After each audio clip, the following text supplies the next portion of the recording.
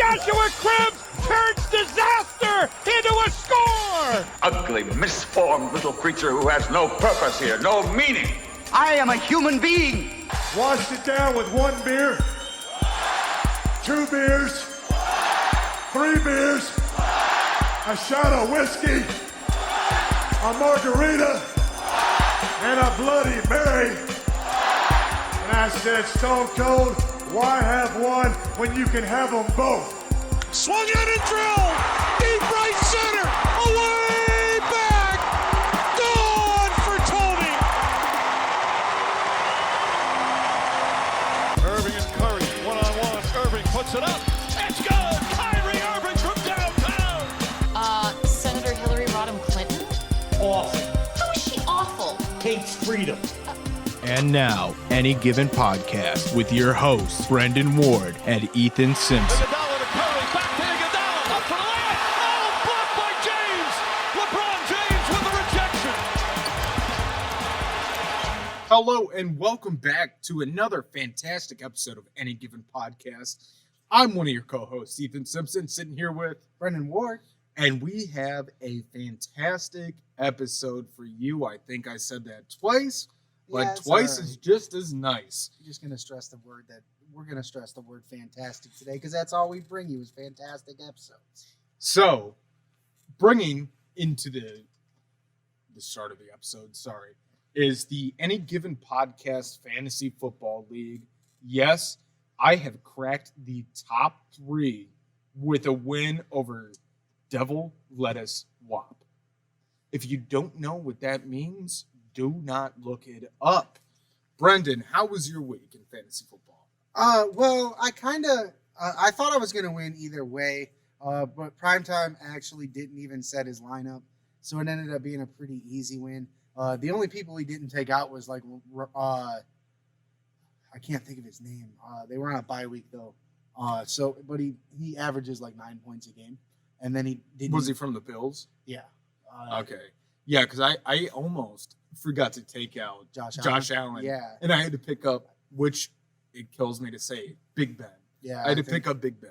I think, well, it was a good week too with them playing the Jaguars.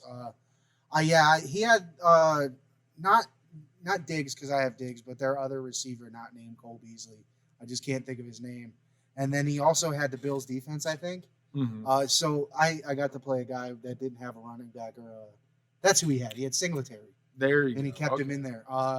And then he didn't have the Bills defense in there. So they're not big money people. So I ended up winning by 20 or so points. So I still think I would have ended up taking a W. So easy week.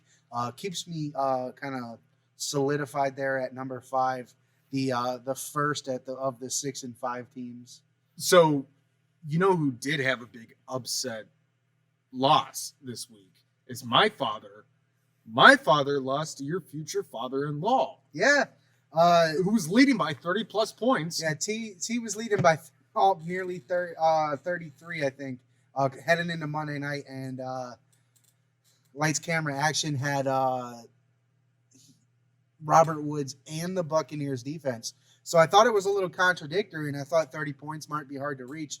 But thanks to some turnovers from that Buccaneers defense, as well as a touchdown from Robert Woods, kind of perfectly teamed up together to beat T by 2 points. So speaking of Robert Woods, how about that check down before halftime that Jared Goff hit him with the check down? He was behind the line of scrimmage and made it all the way so that they could kick a field goal.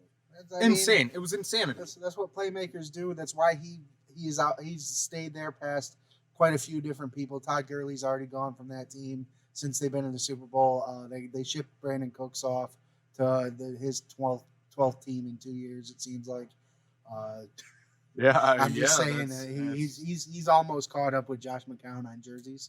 Oh yeah, just about there. He's getting there. Where's he at now? Houston, right? Brandon Cooks. Yeah, I think he's on the outside in Houston, opposite of Will Fuller and Kenny Stills. He might be. I was going to say New Orleans, but you know what? I don't have. That's where. Don't take my word for it. That's where he started, right? All right, don't take my word for it. Yeah. I could be wrong. So, moving on from fantasy football into reality football, the Cleveland Browns are 7-3, the best record they've had since 1999. They're 7-3 with the 22-17 win over the Philadelphia Eagles. I'm going to start this off by saying, do not count us out. I'm sorry, Daryl. I can't say us. Do not count out the Browns. I'll say the gang watched the Dirty Birds get beat to shit by the horrid Browns defense. Did you see when Kareem Hunt went to the right and jumped over, he went lateral over the defender? Did you see Wyatt Teller? Wyatt Teller blocked 3 guys by himself, and he wasn't even looking them in the face. He was doing it with his back. Tell me he wasn't missed the entire time Nick Chubb was gone too. Oh, no, that was a fact. He blocked these guys without looking at them the same way that I'm looking at Howie right here, side-eyed. Let me tell you what, that Browns game, that was a fantastic win.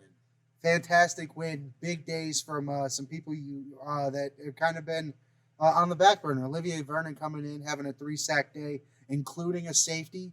To the other 2 ended drives. He would have had a 4th sack early in the second quarter. He would have gotten his 2nd sack, but it ended up getting wiped away by an Andrew Sendejo unnecessary roughness on just a boneheaded ass play where he hit a receiver miles away from us. What has Sendejo done that isn't boneheaded? He's your star safety, right? He's a star. He's an all-star. He's got to be. He's your all-star safety. There's the only reason he's still on that field, right? Right. As much as he's messed up, he's got to be a Pro Bowl level safety. His name has to carry some weight. He's Odell Beckham Jr. not catching 200 balls a year, or 200 balls is kind of ridiculous. I'm not saying that, but this OBJ only catching 45. Something. Yeah, like with the last name Ho. Sendejo. Canceled. I just canceled myself. Canceled yourself. You caught it. What else we got here? Denzel Ward, a very big game. He gets the hit on Carson Wentz that forces the flailing interception right into the hands of Sione Takitaki, who then takes it back for a pick 6 to take the lead in the game early, and then also got his own revenge interception after just an egregious defensive pass interference that was called on him to set the Eagles up late in the game. To talk about Takitaki, no pun intended, he was named defensive captain of the week. And you know what he did? He came out and showed out, and he proved why he was named defensive captain without Myles Garrett in there. He had a fantastic game. That pick 6, that pretty much jump-started the win. You mean the Browns finally have a coach that breaks down its own players as well as just not breaks down film the script the first 15 plays? Yeah, no, he doesn't have 15 plays and then doesn't know what to do. He's seen Taki had a hell of a week of practice and was like, you know what, you deserve to get recognized. Let's put this C on your chest. You're our guy this week. You're going to lead us to victory over the Philadelphia Eagles, and make it happen. Taki said, "Hey, look at me, I'm the captain now." Right? And I mean, he held up. Mac Wilson held up. Denzel Ward held up. They all held up. Yeah, that was their whole mentality going into this game was, we don't have Myles Garrett, and they wanted to prove that they are actual defensive players in the National Football League, and they did that. They wanted to prove that just because your best player and a defensive end just because a defensive end goes out, there's 10 other players on that field that you're just completely disrespecting. Now I called them horrid earlier 2 minutes ago. I said they were horrid because they do give up a lot of points. That is true. But this team is built to, if that defense just buckles down a little bit, you're headed into nasty weathered games in December and January where Nick Chubb, who to me, I won't even give you an argument for number 2. He's number 1 in the league, even though he missed the 4, however many weeks he missed. And he got injured week 4. Yeah, and then came back week 10. Okay, so he missed 6 weeks, but his yardage, just because his yardage is less than other. Dalvin Cook, I don't want you to tell me he's the best running back in the league because he's played all 10 weeks, and sure, he probably deserves the rushing crown because of that and stuff like that. Glasses are coming off. Yeah, but glasses just came off. Dalvin Cook, if he thinks he's the best running back, even in the AFC, or the NFC, my apologies. He is goddamn delusional. Because what Nick Chubb has done, even missing out on those 5 weeks, I don't know. Nick He's Chubb what- came back and didn't skip a beat. Nick Chubb is what Browns fans thought that Trent Richardson was supposed to be. Trent Richardson, yeah, right. Just a guy that is going to come in and be a workhorse and not be about himself, and the epitome of it. We didn't talk much. We talked a little bit about the play at the goal line last week to end the game, but we didn't talk much about it. That just proves just how unselfish that man is. 7 points is 7 points, especially to a lot of people, especially to a guy who's in a third year, looking at a contract year next year. All these little things that go the furthest way. But I would say that stepping out of bounds on that play might have even sold the Browns on him even more. Like, hey, let's give this guy more money because he cares more about us than we do. Have you seen the video from last season where Odell Beckham Jr. was like, man, I wish I could have got a touchdown. And Nick Chubb said to him, I don't care about touchdowns. I just want to win. Yeah. That should go to show what type of a player and a person Nick Chubb is to an NFL team. He's just showing up. He's getting the job done. And he's doing it effectively. If you look at some of the more advanced stats, then that's where you see that Nick Chubb truly is arguably the best running back in the league. And I'm not sure there's really an argument for anybody else except for maybe Dalvin Cook, and that's only because he's leading the league in rushing yards right now. Yeah, well, that is true. That's why the glasses came off. Yeah. Okay. I'm going to give these glasses to Howie back here, who just got his hairpiece done. But speaking of Cleveland Browns running backs, how about Kareem Hunt? That was fantastic what he did on Sunday. I mean, if you look at the stats, like I said, it's really hard to break down. The man had stats are for nerds and losers. The man had 11 yards, 13 carries, but nearly 2 touchdowns. Yeah. He had one called back that shouldn't have really even been called back. I'll die on a hill that says he was in that end zone for that one that called back. I'll also then we get to the point that you made earlier, the hurdling over a 6-foot defender in Jalen Mills to barely reach the inside of a pylon on a 5-yard run late in the game to seal a W to pull even further away, put yourself up. What was it at that point? 22-10, and then they scored the garbage time touchdown in a minute late in that game to make the final score 22-17. So to piggyback off what you said, he had 11 yards, but almost 2 touchdowns. Yeah. It doesn't matter how many yards you have. Fantasy football does not matter. That's why we call this reality football. You want to know why it doesn't matter? Because the other cat had 20 carries for 114 yards and put you in that position. Right. Just because he was tired there at the end and you had to pick up the slack. Okay, whatever. You had to Who pick up won the the slack. game? I would say that he had 13 carries and about 4 of them were goal line, right? Because if I remember correctly, on that 4th down stand that the Eagles made, that they say he wasn't in, he ran the ball all of those times. That's 4 carries for a yard, right? That'll significantly hinder it. And then if you take that away, he only had 7 other carries for another 10 yards. When you only have 7 carries, you're not going to get going that much. But to find the end zone twice, especially on the play that he did late in that game. Clutch, without a doubt, because then you're looking at a 3rd and goal from like the 3 or 4 if he doesn't get in that end zone, and then you're putting the hands in Baker. And by all means, I think Baker needs to grow, and we need to be able to trust him in those moments. But right now, if you have a running back that can make that play, and you have 2, it is time to use them, especially in those situations. And the Browns, like I said, finally have a coach that can make those adjustments and realize that, hey, as long as we get these inside blocks on this defensive line, there's not a defensive back in this league that can tackle our 2 guys. Right, and here's the thing. Like I was going to say, you kind of took the words out of my mouth. I was going to say, look at Freddie Kitchens. Freddie Kitchens had Kareem Hunt, and he had Nick Chubb. And what did he do with them? Nothing. He ran Dontrell Hilliard. Yeah, well, yeah, that. And he also had Baker Mayfield throwing the ball to Odell every down. Caught myself there. Yeah, almost had to cancel myself. Almost had to cancel yourself. For Kevin the second time in 10 Stefanski comes minutes. in. Kevin comes in from Minnesota, where they are a run-heavy offense. He has seen a quarterback like Baker Mayfield in Kirk Cousins. I might get canceled from listeners for that, but I think that Kirk Cousins and Baker Mayfield are more alike than they are opposite. I think Baker has a higher ceiling, but I see the comparison. It's a perfect comparison right now because all this Browns team needs Baker to be is Kirk Cousins. That's all they need him to be. And I thought it was the perfect fit because that's the way it's built.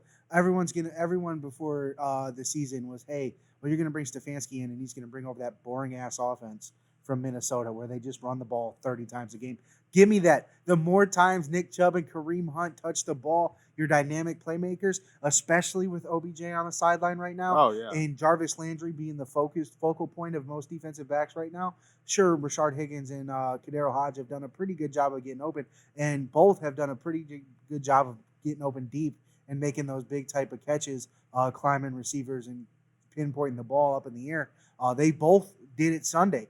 Kadero had a 42-yarder and Higgins had a 48-yarder, both pretty much the same play. Baker takes a one-step drop and then just chucks it, and it worked.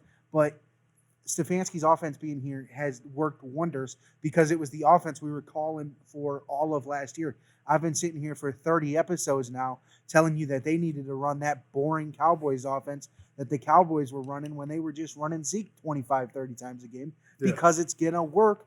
And the Browns now possibly have the best offensive line in football like the Cowboys did 3 years ago. Yeah, that's the one thing that the Browns have never had is an offensive line. And see, I'm looking you dead in the eyes right now because we don't have a camera here. We're still working on that, folks. Yeah. What does my shirt say? Michigan State 7. Okay, ignore the 7. Who went to Michigan State?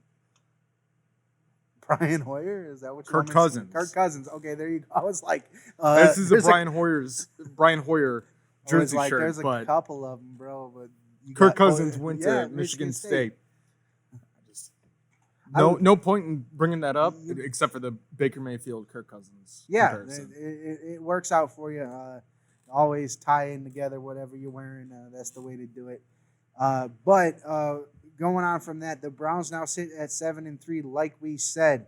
Currently sit at second in the AFC North, only behind the 10-0 Steelers, who have played a pretty cupcake schedule. Currently sixth in the AFC for the second wild card spot, with a logjam of teams at 7-3. With the Titans no longer leading that AFC South, they're at the fifth spot in the wild card race. With the I believe they have the Ravens at 7. Well, here's the thing about the Ravens. We've talked about this, that the Ravens are not a real deal team. They have their flashes, but they're not Kent State flashes. They may be on their way to 8-8, bro. Yeah, they're going to keep losing. It's just what's going to happen. Because you cannot have Lamar Jackson as your number one star quarterback, undisputed MVP.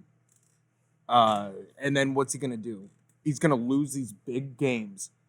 He lost to Cam Newton. Cam Newton made a statement on Sunday Night Football that Cam Newton is still the real deal. Yeah. Still the real deal. Okay, if I need to win a big game, I can. You know what I'm saying? He did that. Cam Newton did that. And Lamar Jackson, I actually heard on the radio on the way here, some guy called and was like, they need to let Lamar Jackson air it out. He needs to be able to throw it deep. I'm like, he can't throw down the field. The guy was like, I think that everything I've watched, he's been able to throw downfield and he can make every single throw you can make in the NFL. And I just was listening like, has this guy watched an NFL game ever in his life? Have you ever watched the Ravens since Jackson's been the quarterback? Like, no, he's not a terrible thrower. No, he has far exceeded all expectations I had for that man as a thrower, as a passer of the football. But you cannot tell me, first of all, who the hell is he going to throw it to? A.J. Brown has not been that great. Yeah. He's going to throw it to Dez Bryant, who's gotten 2 catches in 3 years. Who else they have? They still have Torrey Smith. No, he left too. So that's what I'm saying. His only big threat maybe they should call to the NFL Network and be like, hey, Steve Smith, why don't you come back and play for us? Something. Who do you want him to? That's just my thing. Who do you want him to throw it downfield to? You're going to get those mid-intermediate seams to Mark Andrews because he's a big fella. But other than that, running is their game. And if somebody can stop that rushing attack, You can score slightly on that defense. You slow down that team, they're beatable. And all it is proving that. Sure, you could the same reason you could say that Baker had a bad game against Las Vegas. You could say that Lamar had against the Patriots, but also Cam Newton, like you said, played in that game too. Cam Newton. Here's the thing about Cam Newton compared to Lamar Jackson. Cam Newton took the Carolina Panthers to the Super Bowl. Granted, he played like dog shit, but he took that team to the Super Bowl. If Von Miller didn't sack his ass 4 times, then they might have won that Super Bowl. And Peyton Manning wasn't the quarterback of the Broncos. They might have won that Super Bowl. But here's the thing. Cam Newton has been, everybody said he's done this, that, and the third. And this was his game to make a statement that he is still a staple in the NFL. And what did he do? Or not this game. It was 2 weeks ago. It was 2 weeks ago. But he went out and did it, and it's very, like, I was very glad to see it because me and you have both been on this Cam train. I upset you a little bit last night, didn't I, with my Jameis tweet? I don't talk about Jameis Winston, man. Man, it wasn't derogatory. You took a shot at Jameis Winston. You know me. I love Jameis Winston. Let me explain my tweet. So my tweet was, Jameis could have done that, Tom. My tweet was that I do not like the fact that Tom took Jameis's job. So if we're just gonna do a bully, throw out a bullcrap interception like Tom did at the end of that game, why'd we replace Jameis? Yeah, I mean, Tom looked like garbage against the Rams last night. Yeah, and then 6 minutes later after I tweeted that, guess who else tweeted it? I sent you the Arthur fist. Yeah, you sent me the Arthur fist. But guess who tweeted exactly what I tweeted? Who? Barstool Sports. Of course. Right. I think they listen to our podcast. They are definitely starting to catch on, man. They listen to this podcast. They read our tweets. There's no way around it.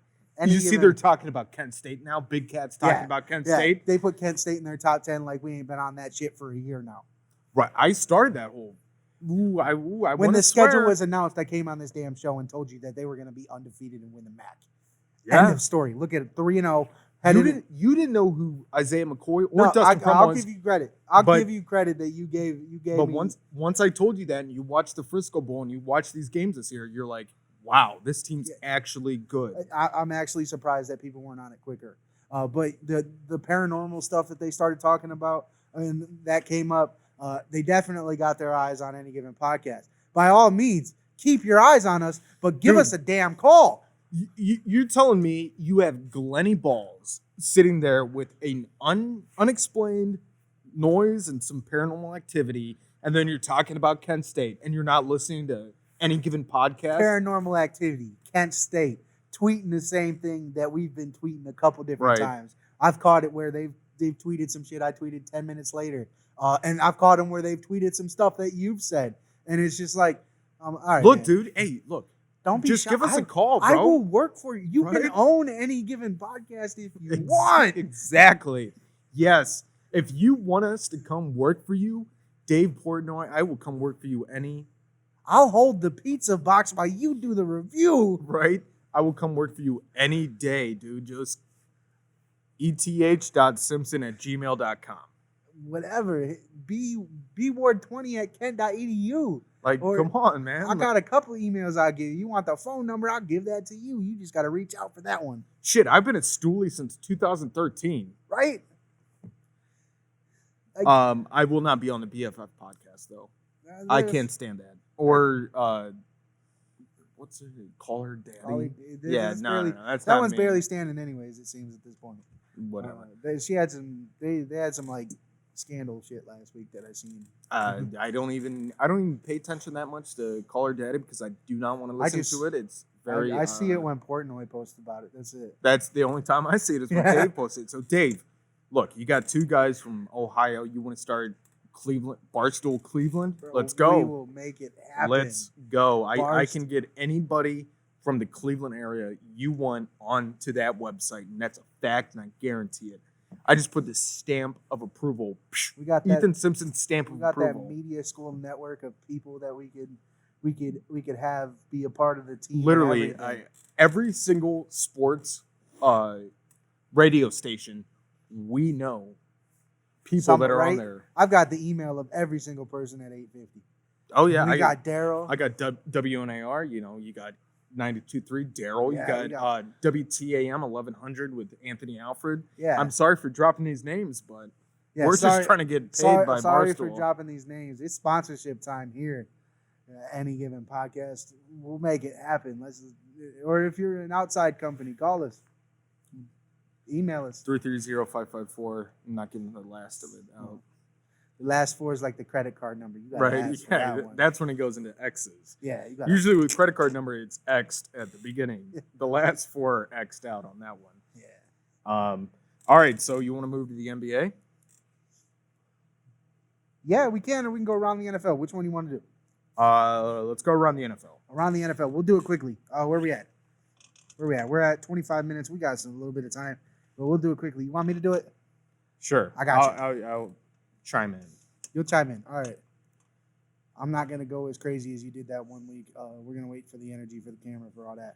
But let me pull this up in just a moment. I've got all the scores. My computer's being slow. I'm sorry, guys. Do you need the scores? I've got them all right here. I already had it open. It's just being slow. Look, it's been open this whole time. There we go. Thursday, November 19th. Bird-on-bird crime. Seahawks clawed the eyes out of the Cardinals, 28-21.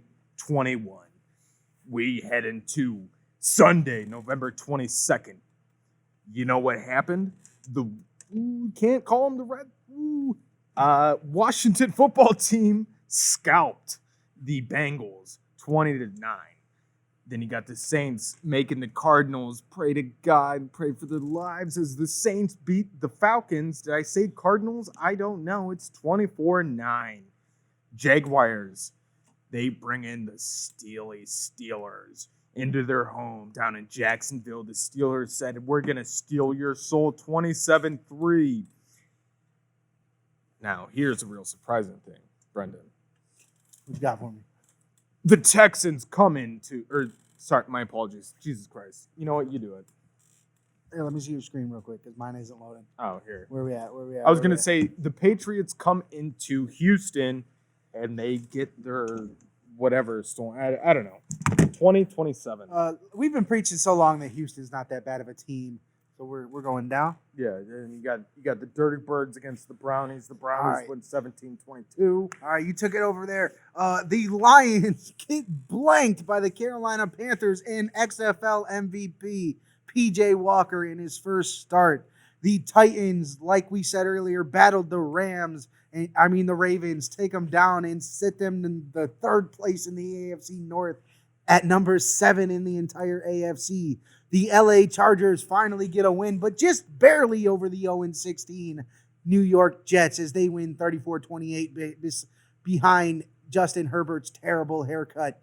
The Denver Broncos do the Browns a favor and take down the streaking Dolphins as Tua Tagovailoa gets pulled for Ryan Fitzpatrick 20-13. The NFC least is now tied up all around at 3 wins as the Cowboys finally get their next win, taking down the Minnesota Vikings 31-28 behind a hell of a game from Ezekiel Elliott and CeeDee Lamb. The Colts come in and they destroy the Green Bay Packers 34-31. The Cleveland Browns beat the Colts. Right?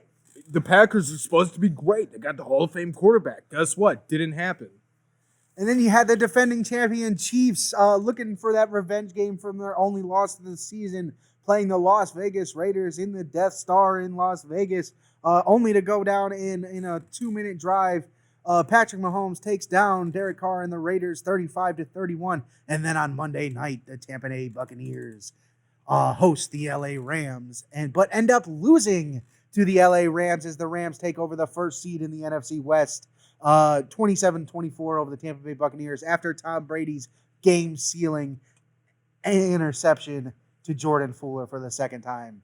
The Rams. I wanted to Rams. say Raiders, but they weren't playing on Monday night. All right, so my hot take from this is the Dallas Cowboys are still going to win the NFC East. My hot take is the Giants are going to win the NFC East. What are you talking about? No, Andy Dalton figured it out. Dallas Cowboys going to win the NFC East. Andy Dalton's brain got scrambled 2 times. Concussion and COVID. I don't now even that think he he's- knows his own Now name. that he's back and they've got some continuity, I think they figured it out. I think that offense figured it out. They're going to be ready to keep going. But somebody just called me, some random number, left a voicemail, no big deal. Scam likely. Yeah, it's some 567 number. I don't know about anybody. But moving on in the NBA draft was last Wednesday. Georgia's Anthony Edwards, shooting guard, ends up going number 1 overall to the Timberwolves. James Wiseman, the center from Memphis. I don't even know if you could say he's from Memphis. He didn't play a single game for him after. Didn't he play like 2 games total? Maybe, but remember that he got pulled because they said Penny Hardaway loaned his parents the money to buy a house down there in Memphis. That's right. That's why Yeah. he didn't play. That's right. He got pulled for that, and he was like, "Screw it, I'm going to the NBA after this." Anyways, he ends up going to the Golden State Warriors. LaMelo Ball, point guard from professional league in Australia, ends up going to the Hornets at number 3. You know, the dynamic duo of Gordon Hayward, now that they signed him, and LaMelo Ball down there leading things for Michael Jordan's Charlotte team. And then after that, Patrick Williams, a small forward from the Florida State University Seminoles, ends up going to the Chicago Bulls. And then rounding out the top 5, Isaac Okoro, small forward from Auburn, going to the Cavaliers. I'm not going to lie, the Okoro pick kind of threw me for a loop, especially considering that everybody in the top 10 I did research on was not one. He was not one that was projected to go to the Cavs to me.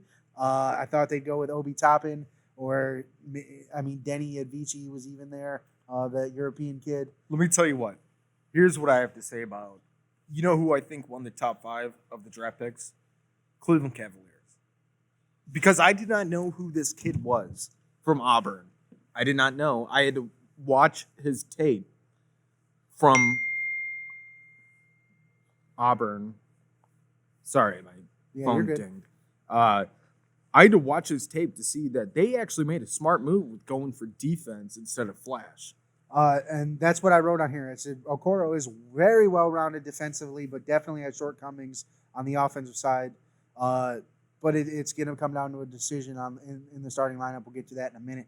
But yeah, stout defensively. Definitely something that they've lacked. So if they could trade him defensively, even as a role player, I think it's a pretty good move, especially considering that Edwards and Wiseman are still pretty raw. LaMelo Ball has seen the professional game, but who knows there. LaMelo was probably the most overrated pick. Yeah, in and this draft. he almost overrated himself to number 1. I don't think he's terrible. I just don't know if he's that good. You know what I'm saying? Do you think now that he got drafted to Michael Jordan's Hornets, that his dad and Michael Jordan can finally play that one-on-one game basketball that his dad keeps crying about on David Letterman or whatever late night? Michael Jordan just keeps getting bigger and bigger. LeVar might be waiting until he's just too big to play. I mean, LeVar. Let me tell you something about the Ball family. The 2 older brothers, Lonzo, he's all right. Yeah. The brother that they have in G League, I think he's going to be something because he wasn't hyped up as much as his 2 brothers. A little humble. So, yeah. A little humble. I get it. He also is the best shooter of the 3. I think the best all-around talent of the 3, though, is LaMelo. And I think he's going to fit there in Charlotte, especially if they build something around him. Yeah, well, he's got Hayward as his big man. He's got Hayward, who hasn't been the same since that opening night injury. There's a reason against the Cavs. I know, but I almost said First Energy Stadium instead of the Field House. It's it was Quicken Loans at the time. I know, well, it's still the Field House now. I like giving you shit, man. Just take it. No, I'm not going to take it. Just take it and roll with it. We're going to keep going. My mom just sent me a text. Uh-oh. Yeah, I'm in trouble. Uh-oh. Let's start moving this along. Uh-oh. We got 25 minutes here to go. We'll make it happen. Like I said, the Cavs with Okoro, though, are going to have to decide who is going to start at that 3 spot. Do they want Cedi Osman's experience? Do they want the outside shot of Dylan Windler, who I feel like a lot of people forget about, but could be this year's Tyler Hero for the Cleveland Cavaliers? Just a guy who's just going to come in and be clutch on the outside. Or do they want Okoro's defense at starting, or do they want that defense as a role player? They got to figure out who their starting 3 is. However, their projected starting 5, you got young Bull Colin Sexton at 1. They like what Bickerstaff brought out of him near the end of the year. They're going to see what they have there because it's time to start making decisions on him. because he's about to get paid. Darius Garland, from everything that's been said, I've been doing a lot more research on basketball now. He is an entirely different human being in training camp now. Looks like Darius Garland pre-injury is what they're saying. And if that's the case, it's the reason they picked him, and we could be in for a show there. Like I said, I've got it in quotations. Osmond Windler or Okoro are going to be your number 3. At number 4, you're going to have Kevin Love so long as he stays a Cleveland Cavalier. And then at number 5, you're going to have Andre Drummond in some sort of rotation with JaVale McGee now that Tristan Thompson is no longer a Cleveland Cavalier. You might not be able to see my smile through the microphone, through your audio, but I'm smiling that Tristan Thompson is no longer a Cavalier and no longer sucking the money and life out of the Cleveland Cavaliers. Speaking of mom text, my mom texted me the other day when that happened. Yeah. And was like, dang, Tristan really went to Boston? Dang. And I was like, they can have him. Right? Get him out of here. Good riddance. Good riddance. He is Paisano. entirely overpaid for what he brings, the 5 points a night he brings to a floor if he scores. So speaking of people that we know in Cleveland sports radio, Chris Beeble was talking with me on Twitter. This was a very public Twitter conversation. And he was calling me a hater because I was saying good riddance, Tristan Thompson. Good riddance, dude. Get him out of here. What did he do? He didn't do anything to win the 2016 championship. We'll agree to disagree. I think he effort there a little bit on the defensive side. Oh, that's right. He did the block. Yeah. Oh, no, that was LeBron. Yeah, that was. He did the shot. Oh, no, that was Kyrie. The defensive stand. What did he do? What did he do to win us that championship? I ain't saying there at the end. I just think his effort on rebounding definitely played a big role in that series. But other than that, like you got Andre Drummond. He's going to out rebound Tristan Thompson every day of the week. He's an actual big man. Good riddance. Yeah, and he's going to score. Because Tristan Thompson could not shoot, he could not hustle down the court, he could not play defense. What could he do besides bang a Kardashian? And as long as you don't bang OJ's daughter, bang OJ's, and as long as you don't put Drummond beyond the free throw line, you're all right. And maybe he's even gonna develop that a little bit. But like I said, I kind of brushed over it. I said JaVale McGee in that rotational role. That is because the Cavaliers decided that trading with the Los Angeles Lakers for JaVale McGee and a second-round pick was the thing to do at this moment, with the Lakers looking to just dump the 2-year, $19 million contract that McGee is under. I like the move. I mean, I don't know if they keep him or not, but just because of he's going to end up wanting to go to a contender and signing a minimum deal to be at the back end of some contending roster, maybe even the Clippers at some point if he gets a buyout from the Cavs. The Cavs right now have all that room, and they're just trying to like eat up and get picks and things like that. So if that's the case, that's the case. I just would be interested to see just exactly what they sent back. Here's the one thing. The smartest thing the Cavs could have done, and what they did do, was re-sign Andre Drummond. He is an actual big man. He's a center.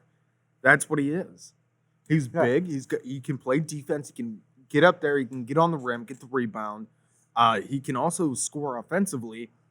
I think, you know what? I don't hate the McGee trade just because McGee will be a nice second string. Yeah. You're gonna be able to spell Drummond and still have a guy that's gonna be able to score. I actually think like JaVale McGee might be a jersey I'd be interested in having. Does he still have the rat tail? Possibly. I think so. Yeah. Okay. Just my question. I would have been more hyped about him if he wasn't with the Warriors when we were fighting for a final title. That'd be if he was never a Golden State Warrior, it'd be a little different. But speaking of defending champions, the Los Angeles Lakers somehow get better depth and get better in their starting 5, trading Danny Green and a pick to OKC for Dennis Schroeder, who's going to come in and be their starting point guard with the loss of Rajon Rondo. And then they go ahead and sign 6th Man of the Year Montrezl Harrell from the Los Angeles Clippers, so stealing that cross-court talent from the Clippers to a 2-year deal. Then they go ahead and add Marc Gasol. And I think this is big because Marc Gasol is going to end up being a backup. And he was integral on winning that title in Toronto. Mm-hmm. and I think he's going to be nothing but a big help. I think it's going to help him down low. Dwight Howard did a pump fake. He goes on Twitter and says that he's happy to stay with Laker Nation. And then all of a sudden he's a Philadelphia 76er. And so we have that. Rajon Dwight Rondo. Howard. Yeah. Howard. You got Howard over here. You got Howard. Rajon Rondo goes to the Atlanta Hawks. They're pretty excited about the prospect of him teaching Trae Young. And then the Lakers also re-upped with Markieff Morris to return to the team on a pretty decent-sized deal. While the Lakers got better, the other West favorites suffered big losses. Like I said, Montrezl Harrell leaves the Clippers for the Lakers. That roster already underperformed last year, and they lost some people. Mm-hmm. So a big deal for them. And then I put in here the Klay Thompson injury. Klay Thompson returning from an ACL, looking to return from an ACL this coming season, ends up tearing his Achilles in a pickup basketball game, trying to get himself ready for the season. As much as I hate the Warriors, it's pretty unfortunate. Here's the thing. I'm going to address the Lakers situation here in a second, but with Klay Thompson, I actually always kind of liked him. He was not a complete asshole like Stephen Curry. No, yeah. Definitely, if I had to pick a favorite Warrior, it's Klay Thompson. And he's not mushmouth like he's not. Everybody knows who I'm going to talk about. You know who Mushmouth is. He's already positioning for life after the Warriors. I don't even know what he sounds like shitty version of Rocky, Sylvester Stallone. I don't even LeBron James. I don't know what that is. Get used to that voice. He's going inside the NBA as soon as he's done with he's that. been on He's been on TNT every time. Yeah. Oh, he was there the entire bubble. Yeah. So just be ready for it because as soon as he retires from basketball, they're putting him up there with Shaq and Chuck just because they like that dynamic of idiots. Yeah, well, I mean, that's the whole thing too, though, is he tries to talk smack to Chuck. And here's the thing. Chuck is in the Hall of Fame. Is he? Yeah. Okay. Yeah, it's the only thing he didn't hear has, that. right? He's in the Hall of Fame, but Draymond might have rings, but he's in the Hall of Fame.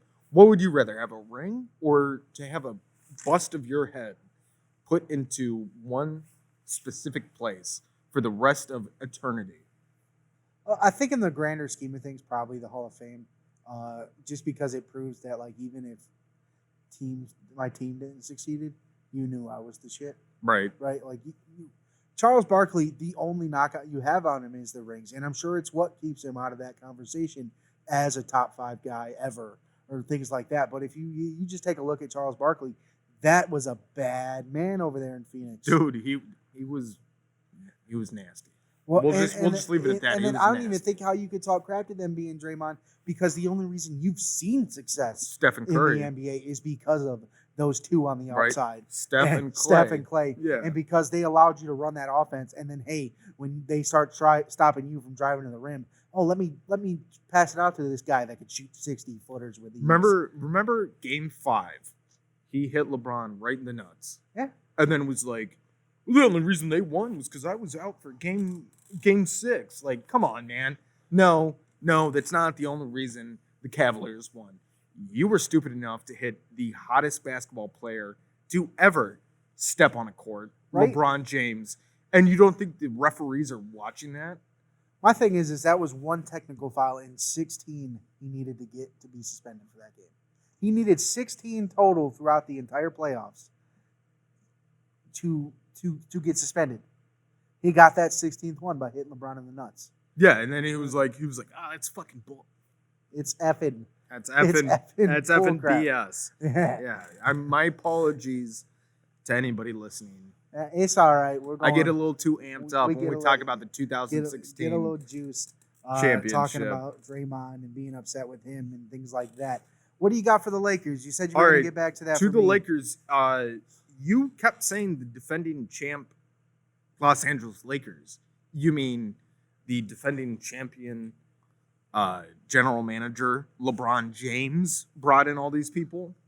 I mean, if call him what you want to call him, he still was on that court winning that ring. Yeah, but he's also the GM. He's the GM anywhere he goes. He brought Chris Bosh down to Miami with him. It works, right? The man's got 4, and the way he's built that roster now, don't expect him not to catch Michael Jordan. Hey, I'm not taking any shots at LeBron. I'm just saying he is the GM anywhere he goes. This man should be GM of the year every year. He is the GM and he's also the coach killer because he gets rid of coaches everywhere he goes except for when he was down in Miami. Spoelstra outlived him too. Spoelstra's still there. Almost. You know what? You know how he got his job being the head coach? He was a intern doing media work. He was doing he was a video guy for Miami. If that's the case, I might as well be the next coach of the Indians. Speaking of, I meant to message you last night. KSU over here down the street is hiring for video interns. Kent State? Yeah, for the football team. It's that way. It's down that way. No, it's down this way. Dick Stadium? You go up East Main Street. You don't go down West Main Street. You go East Main Street. I was talking about Dick's. The school's right there. Kent State? Yeah. No, it's not. It's up there. It's up East Main Street. You go right up there. It's by the Taco Bell. They have where you can go sledding.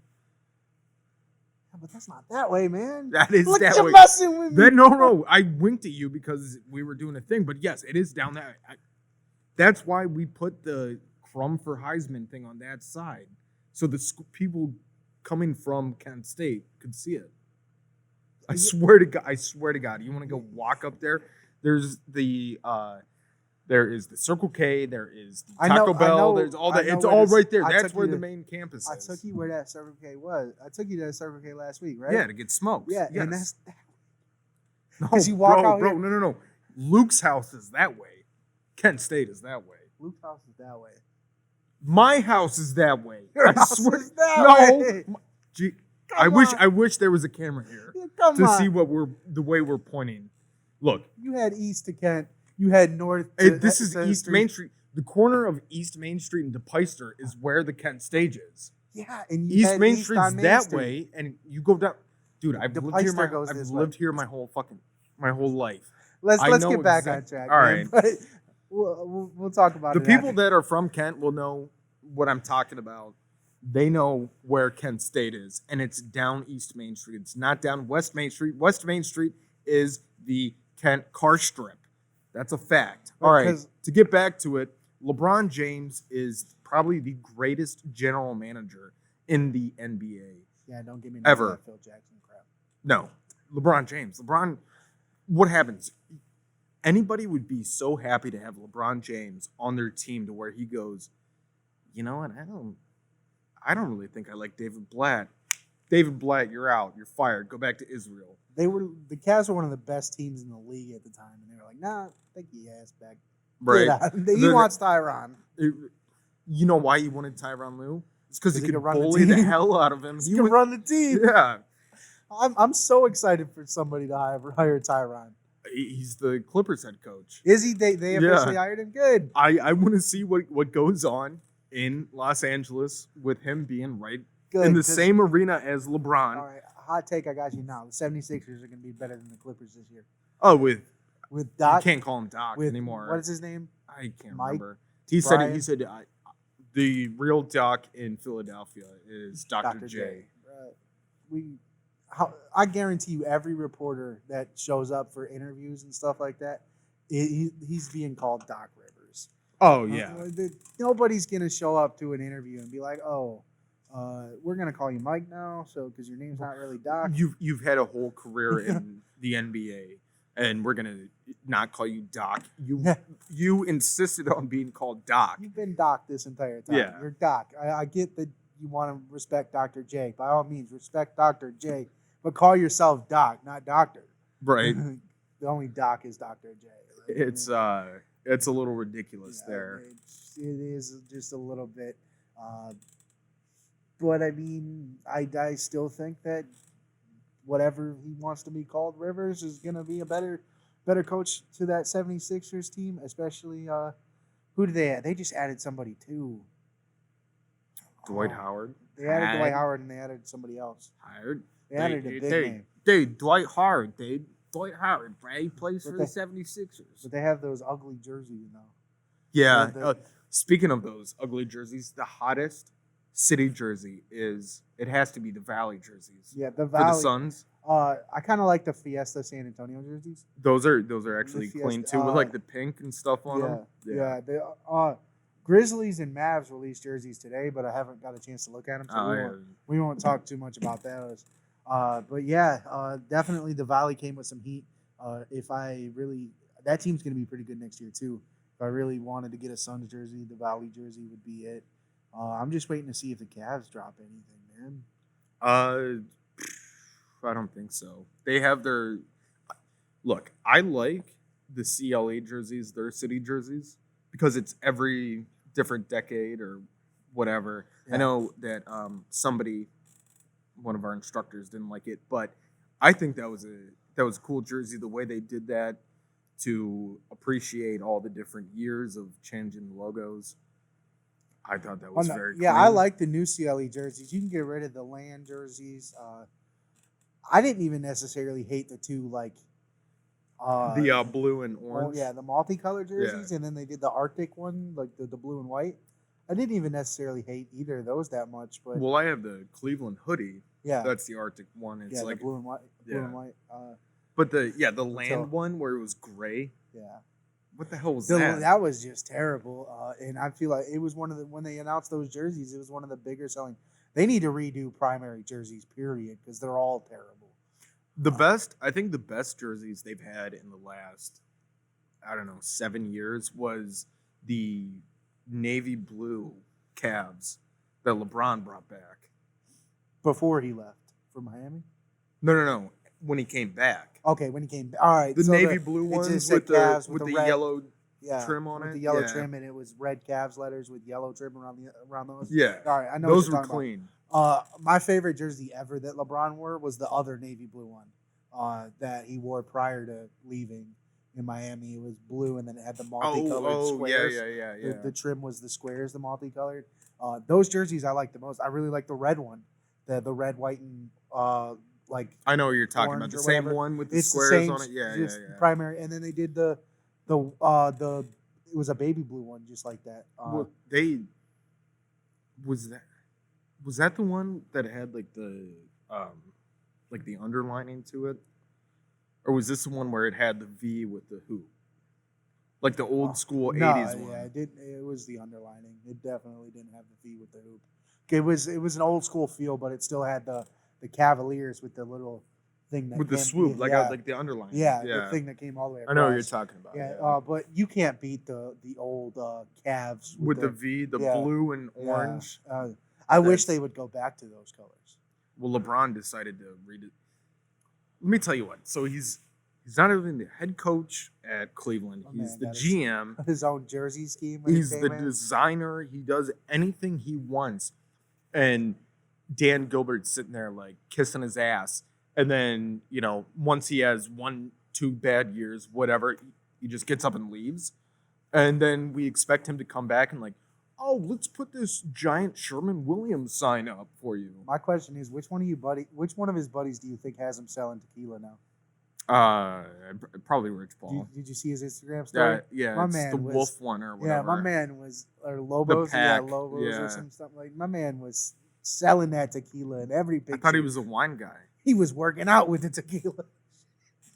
Dude, that's the one thing. Look, I respect LeBron James as the athlete he is because he is on a level that nobody else can be on. But off of the court, he is the corniest mother trucker I have ever. Man, I can't cuss. It reminded me of Turtle selling Avion in right. Entourage. Yeah, I was like, man, wasn't that the same time that Vinny was banging Sasha Grey? Yeah, and he was trying to sell it to Mark Cuban and everything. Yeah. Yeah, there was. And then he was doing all that blow, and he had to. Yeah, I remember that season. His whole career almost ended. Yeah, I was just like, and then the only reason they were still able to stay in LA is because Avion sold big. Yeah, ridiculous. Entourage is one of those shows where I probably shouldn't be talking about it on a sports podcast, but I did go and see the Entourage movie in theaters, and so Kent State is this way, the movie theater in Kent is that way, And that's where I wouldn't I don't know where the movie theater is, bro. I never went to a movie when I was here. I used to always go with girls on dates to the movie theater, so I know exactly where it is. We'll get back to this debate when we hit stop recording in 6 minutes. All right. So, Brendan, we're going to bring in this day in sports history, November 24th, 1938. The Big O, Mr. Triple-Double. Oscar Robertson was born. You might remember Oscar Robertson as he played for the Cincinnati Royals. He was the official Mr. Triple-Double before Russell Westbrook.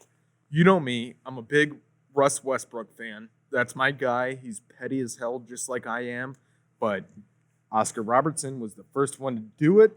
He came into the league in 1961, and ever since then, he has held the title. He went to the Milwaukee Bucks. He went to a few different teams, but he is forever known as Mr. Triple-Double. He has his bust in the National Basketball Association Hall of Fame. Truly somebody that doesn't get as much credit as they deserve, right? Yeah. Because if you talk to anybody that knows basketball from that era, LeBron James is Oscar Robertson.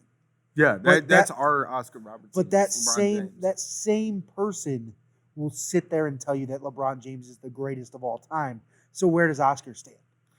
You want to know where Oscar stand? In 2015, Robertson was among a group of investors who placed a marijuana legalization initiative on the Ohio ballot.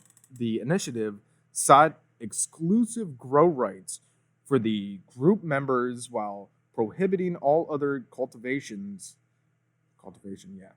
except small amounts for personal use.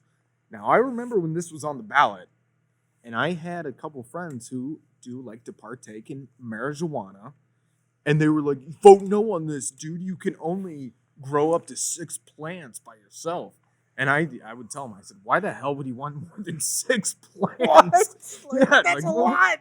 Like, dude, what are you talking about? They're like, I'd just rather they legalize it. I was like, legalize it so that corporations can control the legalization of marijuana instead of being able to grow 6 personal plants, 6 plants. Have you ever seen how big a pot plant gets? Yeah, right? You try to have your own personal dispensary in your backyard? Right? Like, come on, man. But Oscar Robertson, obviously, he was a big advocate of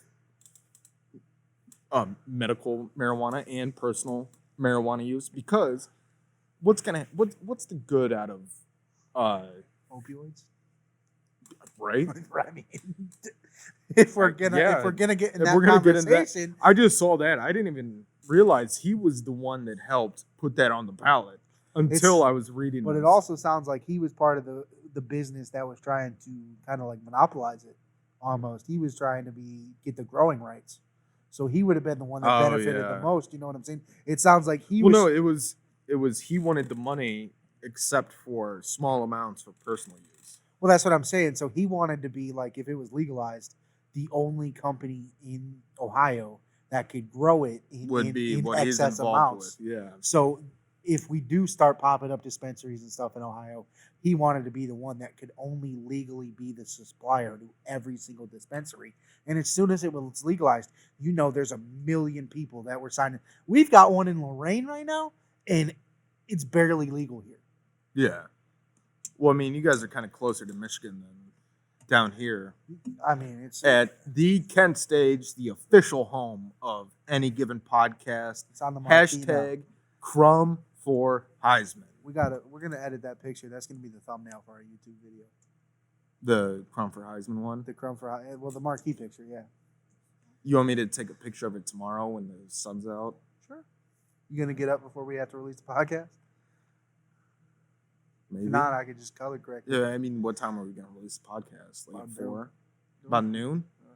No, it should be ready by noon, but we could push it back to 4. If you're releasing it at noon, I'll be watching Stephen A. Smith and Max Kellerman go at it.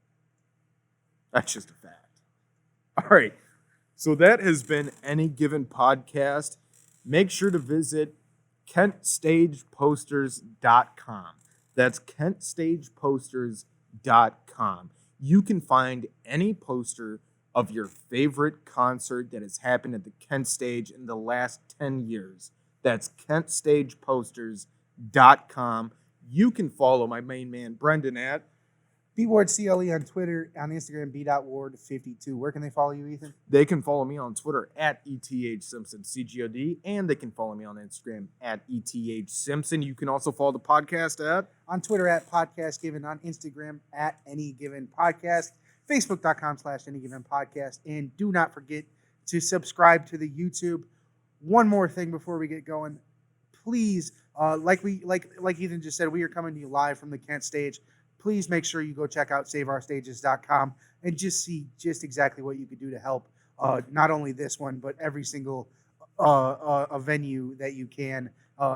COVID-19 has sent things for a loop, and it's a very big time and very big moment that you. Brendan, you said Save Our Stages as in OUR, SaveOurStages.com? Yeah.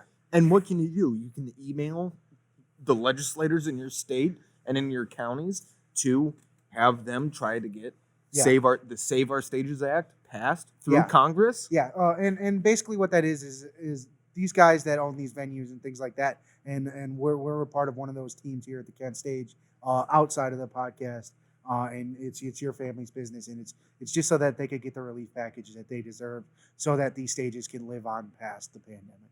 And John Mayer said it the best in July when he was doing an interview. He said it's almost Smithsonian how much we need to save these historic buildings. You gotta, and because your favorite musicians would not be here without smaller venues like ours. You got 100+ historical building we're sitting in right now. 100+ year old historical building we're sitting in right now.